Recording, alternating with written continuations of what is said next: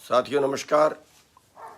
सभी साथियों से अनुरोध है कि ज़्यादा से ज़्यादा आप लोग शेयर करें और दूसरे अपने सभी साथियों को जोड़ें। आज आपसे 2 मैटरों पे बात करनी है, तो आप सभी से अनुरोध है, थोड़ा मैं 5 मिनट लेट भी हो गया हूँ, 10 मिनट शायद लेट हो गया हूँ, तो आपसे अनुरोध है कि ज़्यादा से ज़्यादा साथियों को साथ में जोड़ें। साथियों, आज के 2 मुद्दे हैं। एक, देखिए बाहर देखा आवाज आई है, बोलिए डैडी। आज के वाजनारी काट दे। अब देखो आवाज आ रही है क्या? आ रही है? साथियों नमस्कार। साथियों, आज के 2 मुद्दे हैं।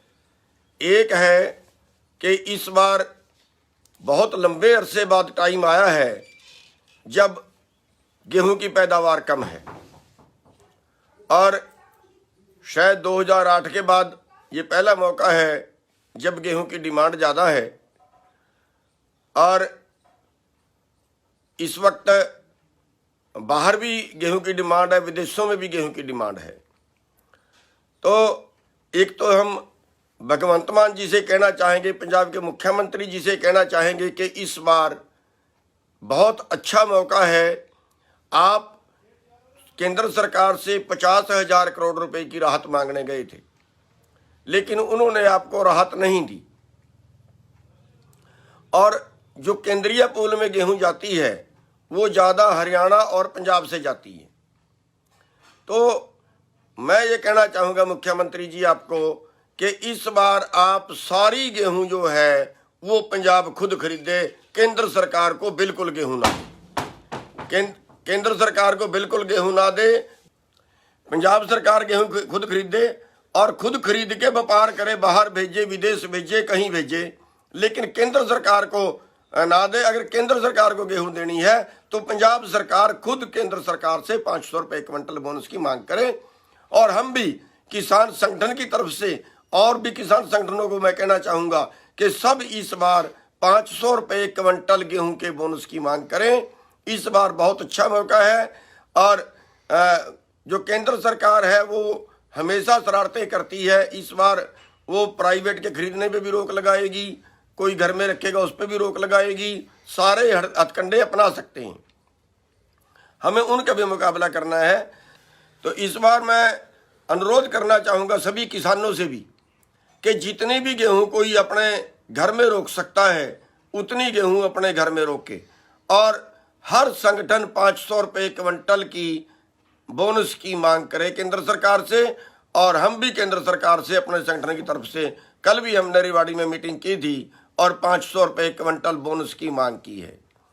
तो पंजाब सरकार इसमें बहुत अच्छा योगदान कर सकती है कि पंजाब के किसानों की गेहूं खुद ही खरीदे और खुद ही उसको विदेशों में भेजे।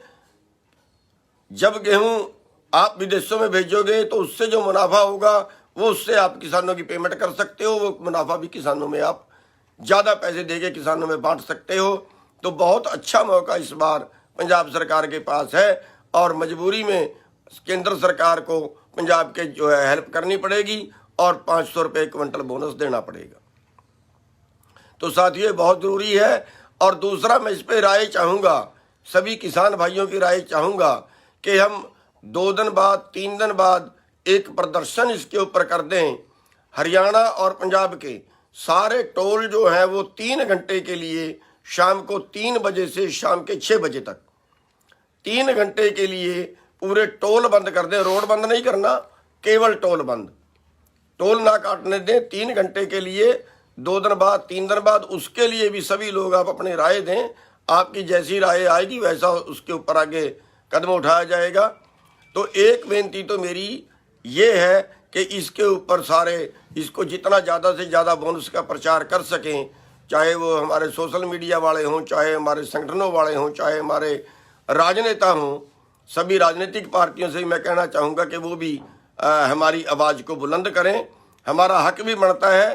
पिछले साल जो गेहूं का लागत मूल्य था वो हरियाणा में 2200 रुपये क्विंटल था, तो इस बार तो और बढ़ गया होगा और रेट हमें मिल रहा है 2000।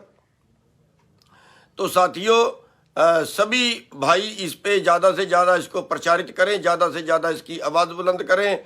हर संगठन बोनस की मांग करे, हर राजनीतिक पार्टी बोनस की मांग करे, एक बात। और दूसरा मैं ये कहना चाहूँगा कि जो पीछे आंदोलन चला है उसमें ज़्यादा हरियाणा और पंजाब का योगदान रहा है। दोनों स्टेटों ने बहुत जम के आंदोलन लड़ा है, अंतरात्मा से आंदोलन लड़ा है, और उसका नतीजा ये हुआ कि मोदी जैसे हठी प्रधानमंत्री को झुकना पड़ा। लेकिन अब क्या हुआ कि अब सरकार इन दोनों राज्यों को आपस में पाड़ना चाहती है, एक तीर से दो शिकार करना चाहती है बीजेपी। उसने चंडीगढ़ का मुद्दा उठाया, बीजेपी ने SYL का मुद्दा उठाया, अपने लोगों के बीच में घुसा दिया और वो चर्चा शुरू कर दी। पत्रकारों ने भी बार बार सवाल करने शुरू कर दिए, आपका बताओ जी क्या विचार है, आपका बताओ जी खुद का क्या विचार है, ऐसे करके सवाल शुरू कर दिए। मैं ये कहना चाहूँगा कि अगर हरियाणा और पंजाब SYL के मुद्दे पे और चंडीगढ़ के मुद्दे पे उलझ जाता है, दोनों राज्य आपस में पट जाते हैं, तो जो पेंडिंग मांगे हैं भूल जाइए कि कभी आप MSP के लिए लड़ाई लड़ पाओगे, अगर आपस में एक दूसरे का इन बातों पे विरोध चल गया। वैसे तो मतलब परमात्मा के हाथ में ज़्यादा बात होती है, लेकिन ये मुद्दे राजनीतिक मुद्दे हैं, ये वोट लेने के मुद्दे हैं। पीछे ऐसे टाइम आए जब हरियाणा में बीजेपी शामिल थी, पंजाब में बीजेपी शामिल थी सरकारों में, लेकिन SYL का और चंडीगढ़ का कोई मुद्दा हल नहीं हुआ। एक ऐसा टाइम आया है जब पंजाब में भी कांग्रेस थी, हरियाणा में भी कांग्रेस थी, केंद्र में भी कांग्रेस थी, तब भी चंडीगढ़ का और SYL का कोई मुद्दा हल नहीं हुआ है। तो हरियाणा में चौटाला था, पंजाब में बादल था, दोनों चाचा भतीजा हैं। उस वक्त कोई इसका मुद्दा हल नहीं हुआ। तो ये हमारे राजनीतिक मुद्दे हैं जिनके सहारे ये वोट लेते हैं। चंडीगढ़ भी वहीं का वहीं है, SYL भी वहीं की वहीं है, कोई टस से मस नहीं हुआ।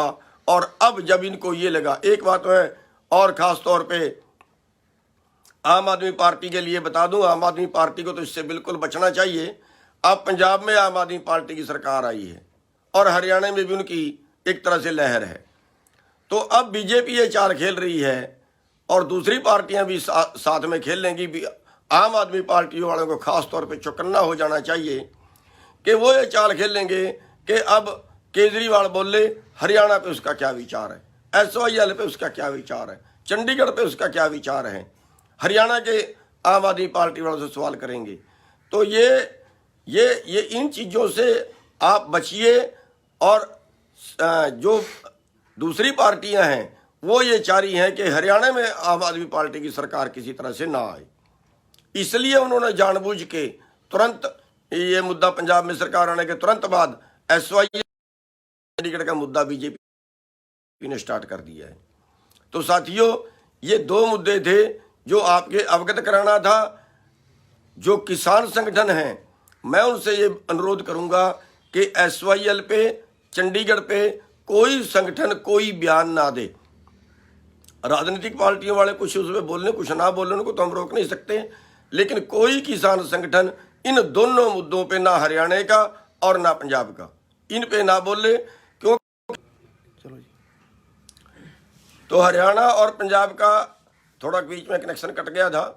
हरियाणा और पंजाब का कोई संगठन इस मुद्दे पे ना बोले, क्योंकि सरकार ये चाहती है कि अगर हरियाणा और पंजाब दोबारा से इकट्ठा हो गया तो ये MSP की लड़ाई भी लड़ सकते हैं, MSP पे भी बड़ा आंदोलन खड़ा कर सकते हैं।